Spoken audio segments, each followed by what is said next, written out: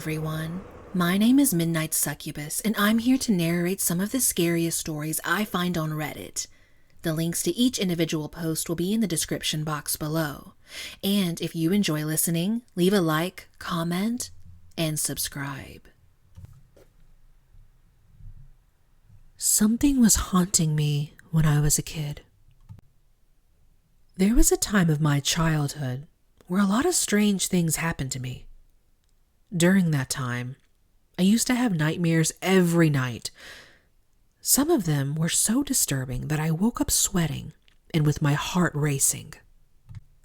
One night, when I was sleeping, I woke up because I felt a hand tickling me on my neck. The hand was cold and it tickled my neck very quickly and hard. So when I woke up, I still had the sensation on the skin of my neck. I thought that maybe it was just a dream and went back to sleep. It didn't go away. The tickling started happening every night, and during the day I would ask my family if it was them pranking me.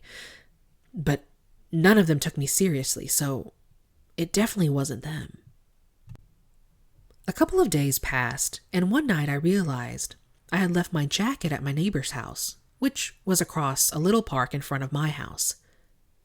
It was dark outside, but I didn't feel scared to go because it was just 5 minutes away, so I decided to go as quickly as possible. Everything was going all right until I started crossing the park. Suddenly, I felt uneasy. The place was extremely quiet and lonely. I felt like something dangerous was watching me. And that's when it happened. I heard a deep, long moan come from between the bushes, something like a sound a zombie would make. I turned around and looked into the bushes. I will never forget what I saw. It was a tall, completely red man. He looked like he was covered in bright red blood. I started screaming and ran to my neighbor's house. They let me in and gave me a glass of water to calm me down. My heart was about to come through my throat. I was shaking so hard that it took me a while to calm down and tell them what happened. After that, they took me home and I told my family what happened. And they just told me I imagined it. I couldn't cross that park anymore, from the fear I felt from just looking at it. I had to cross it a few times after that happened, and I heard the noise again. Just the noise, though. I never saw the man again. But no one seemed to hear it, just me. One day, it just stopped happening, as well as the tickling and the nightmares. I still don't know if it was all my imagination or not, but it felt pretty real to me.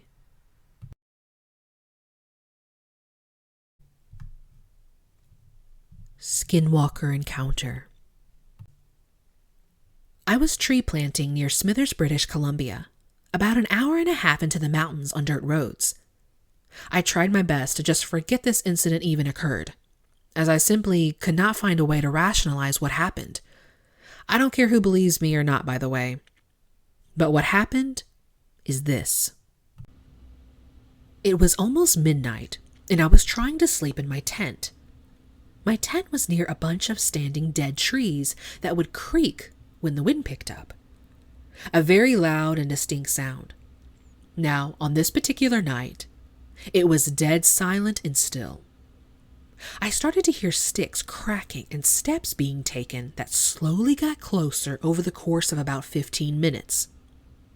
It was loud enough, I was certain that there was a bear approaching my tent. It got so close that it had to be no further than 15 feet from my tent. Cracking sticks and padding around the forest floor. I decided to yell out very loudly. Silence. I was answered with nothing but deafening silence. No sound of the creature fleeing or doing anything at all. I sat in silence, too scared to move, trying to rationalize to no conclusion. About 20 minutes of dead silence later, I heard the eeriest, unnatural, and unexplainable noise. It was the exact same timbre and volume, and just basically the same sound as the trees outside creaking. But instead of being a regular creak, it began and then held the exact same note of creak for a full 5 seconds or even longer. It was like an unnatural drone that was obviously not a tree creaking. There was not a hint of wind or any other trees creaking as per usual. I barely got any sleep, and the next day was tough, and I just had to forget about it. I didn't ever make the connection that skinwalkers are known to imitate sounds like that until a few weeks ago. This happened in July 2022. If anyone has had a similar experience or has any ideas of what this could have been, I'd love to hear.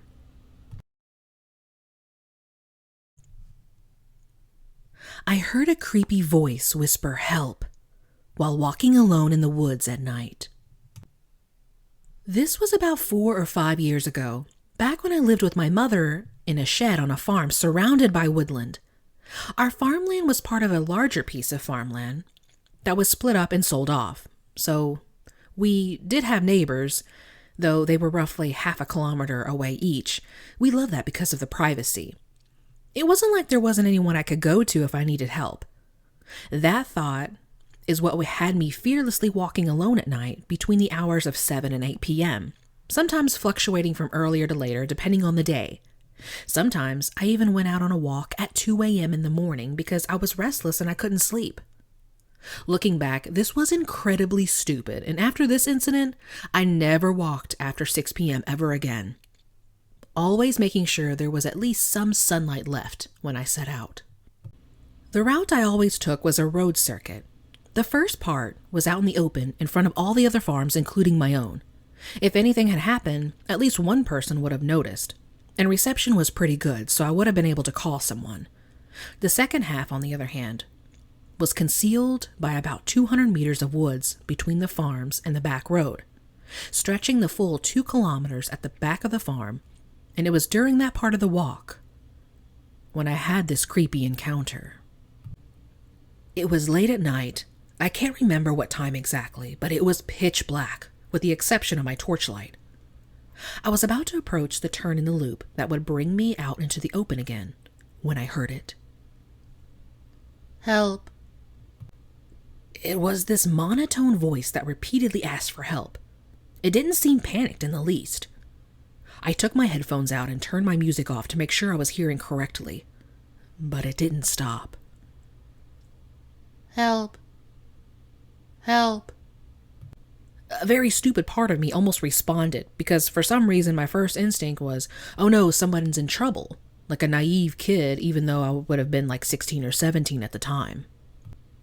Of course, then my brain kicked in and I realized that approaching that voice was just about the stupidest thing I could do, so I started quietly backing away. Unfortunately, my cat followed me on the walk and wasn't backing away with me. No, she was walking towards the voice, softly hissing. I remember desperately trying to get her to come back towards me without alerting the voice to my presence, just in case they hadn't noticed me yet. But I was getting scared and didn't want to stay there a moment more, so I ran forward, grabbed her, and then turned around and bolted back towards the house. I don't know if it was stupid of me to turn my back to the voice, since I was making so much noise while running away, and there was no way that they didn't know I was there, and I had no way of knowing if they were giving chase. I was so terrified that whole time, the image of someone cloaked in shadows chasing me entered my mind, and even though I couldn't hear anyone behind me, I never once slowed down until I was back safe and sound within my house. It doesn't end there, though. Despite how terrifying it was, there was still a part of me that was concerned about whoever it was, because what if they really did need help? So I asked my mother to drive us to the location. Another very stupid decision considering what we found. That being nothing, we called out and called out. But nobody answered. We didn't get out of the car, though. Luckily, neither of us were that stupid. We drove home, having seen nothing and no one. But it still bothered me in the morning, so I had my mother drive us over again, and we searched the immediate area. Nothing. No indication that anyone had been there. There was no body, which, admittedly, was a drastic thing to search for, but I know shock can leave you eerily calm, which would have explained the monotone voice and the lack of response afterwards, made me fear that we'd been too late and we'd find a body in the morning. I don't know if I would have preferred this outcome, because at least I would have had a face to the voice. But no, we found absolutely nothing, and to this day I have no idea who that voice belonged to and why they were monotonously calling out for help. My mind was naturally come to some chilling conclusions and theories that leave me unable to sleep. Rapist, kidnapper, serial killer, all the classic horror stories. But I guess I'll never really know for sure.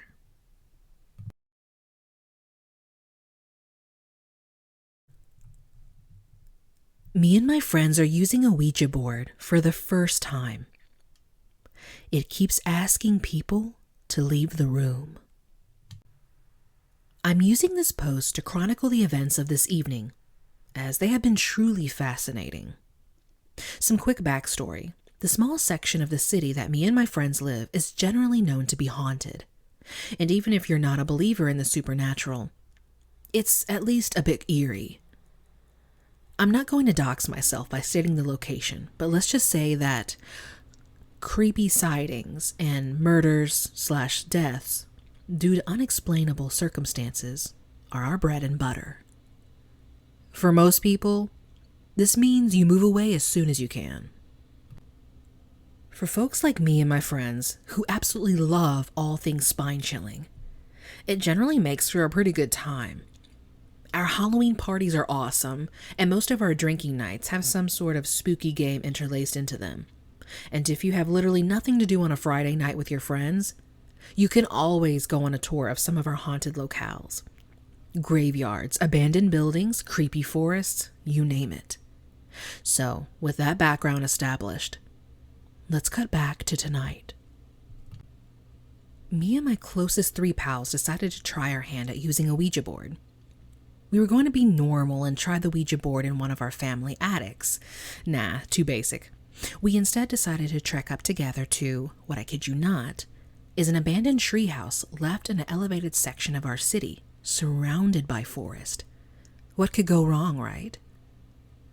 We climbed up to the treehouse, set down a spooky themed rug, lit some candles, and brought out the Ouija board. Despite my pretty extensive resume of dealing with all things creepy, I never actually tried a Ouija board before, so I was really excited to see what would happen. We went into this excited to break every rule in the book. We weren't going to do a seance. We were going to ask whatever we want, and we didn't need to worry about being disrespectful to the spirit. We figured if something interesting were to happen, it'd be more likely if we went in as carefree as possible. We sat in a circle around the Ouija board and got started, asking the simple question, is there a spirit with us? With all of our hands placed on the planchette. No real response. We fluttered the planchette in a few different directions, but we could tell we were just kind of forcing it. We asked a few other questions. What is your name? When did you die? Etc. But nothing really came of it. After trying for the next half hour and not really getting anything in the form of a response, we decided that we probably didn't have any spooky luck tonight and opted instead to share scary stories in the treehouse. We left the Ouija board out just in case we got luckier later in the night. Amidst a break in our storytelling where everyone was grabbing drinks and snacks from their bags, I decided to give the Ouija board another quick go. I placed my hand on the planchette alone and whispered the following question. Will you please grace us with your presence tonight? Surprisingly, the planchette started moving. It's hard to explain, but you kind of know when something is moving on its own versus you sort of subtly and subconsciously moving it with your hand to force an answer. This felt real. A tingle went up my spine. It was cool as hell. My hand was moved to the following letters. Y-E-S. Awesome. I looked over to the group and told them that the Ouija board was working again. Excitedly, we all huddled around and placed our hands on the planchette. I followed up with another question. Where are you from? His expression changed to shock as his hand started moving with the planchette. He turned to all of us and mouthed, "I'm not doing this." To which I excitedly mouthed back, "I know." I pulled out a notepad and recorded the answer as the planchette went from letter to letter. I recorded the following. Not important. Love it. A spirit with some sass. I asked Kev to back up for a sec as I approached the Ouija board, prepped for one final solo question. I asked, "Why are you only responding when it's one of us using the board?" Yet again, the planchette moved effortlessly with my hand. It was faster this time, so I said the letters out loud and had another one of my friends, Eleonora, transcribe onto my notepad. The answer was, one at a time. Fair enough. I thanked the spirit, my hand still on the planchette. I appreciate your answers, friend. To my surprise, in a strange synergy between me and the spirit, I felt compelled to move the planchette again. It was the fastest it had ever been this time, as it covered the following letters. Tell everyone else to leave. Huh? My friends looked at me skeptically as I said the letters at a time. "Are you sure you didn't just force this on purpose?" asked Eleonora. I assured her I definitely didn't. That was definitely from the spirit. At this point, this had been the most clearly supernatural phenomena I'd ever experienced in my life, and I was excited to keep it going. My friends, usually unflinching and made of ice, were a little bit thrown. Eleonora and Martin looked ever so slightly spooked, but Kev was willing to go with it. "Might as well see where this goes," Kev said, as he started climbing down from the treehouse. With a slight bit of hesitation, Eleonora and Martin followed suit. Sweet and actually creepy night. I embraced the quiet amidst the lighting of the candles and the power of the Ouija board. I geared up for my next question. I wasn't going to hold back. Spirit, how will I die? I took in a deep breath, waiting for some movement. Slowly, it says, depends. Interesting answer, if not a bit underwhelming. I geared up for my follow-up. Oh, come on, Spirit. What about something a bit more specific? My hand moved with the planchette to the following letters. I tried hard to focus and connect the letters since I didn't have anyone to transcribe with me. It said, "What is your name?" Weird. Completely dodged my question and asked me my name. Okay, all-knowing spirit, I assumed you'd already know that. So I decided to try tricking it. My name is Belle. Movement from the planchette on the Ouija board. It took me to the letters, "Do not lie." Well played, spirit. I gave the spirit my actual name, Jennifer, and continued to see the follow-up response. It said, "What is your favorite food?" Honoring the spirit's rules, I opted to tell the truth instead of following up with another lie. Your girl loves donair, and this spirit deserves to know that. The Ouija board's response, correct. Before I could take in the affirmation from the spirit, who is asking who questions here, spirit? It followed up with yet another question. What is your biggest fear? Do not lie. This question took me aback a bit.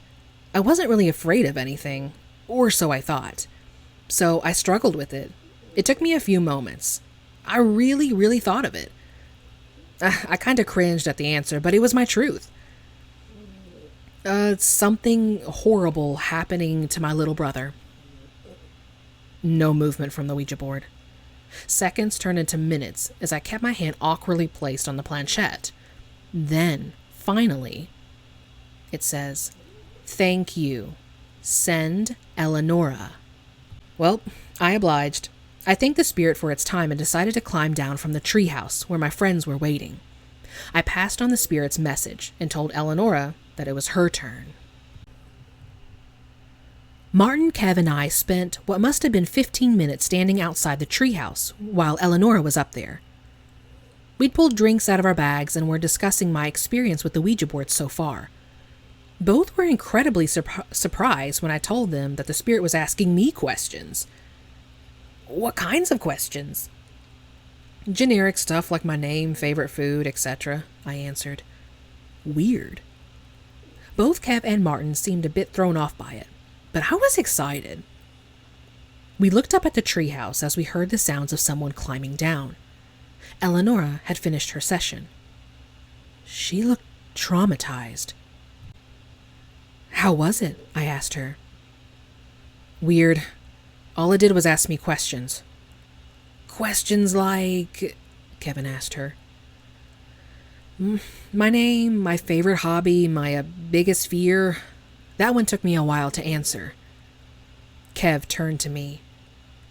"That's a little bit eerie," he said. I agreed. Didn't look like Eleonora was loving it either. But still, a spirit asking us questions?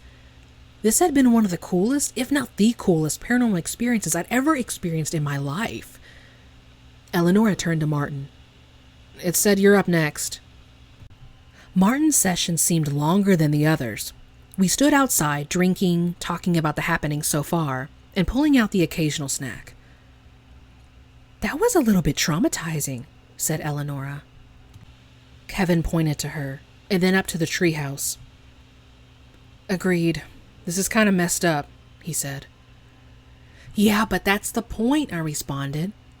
"We seek out spooky happenings all the time, and we never get this lucky. This is an actual, legit, supernatural experience. I feel like we have to take advantage of it." "Even if it's asking us personal stuff? What does it want this info for?" followed up Eleonora. I shrugged.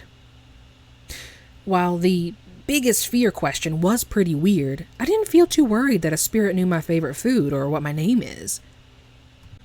Our conversation was interrupted by the sound of someone climbing down from the treehouse. Martin had finished up his session. It felt like it'd been 30 minutes, which topped the rest of our sessions. We bombarded Martin with questions as he reached the ground. He looked more shell-shocked than Eleonora did. "That was pretty fucked up," he started. "What did it ask you?" I asked enthusiastically. My biggest fear," Martin responded. "It's weird, but it felt like it didn't like my answer to that one. It almost seemed annoyed." "Huh. So was it just silent for a while after that?" I asked. "No. It asked me way more things after that. What the happiest moment of my life was, who I was the most jealous of, what my biggest life dream was, all that stuff. It was a lot of questions.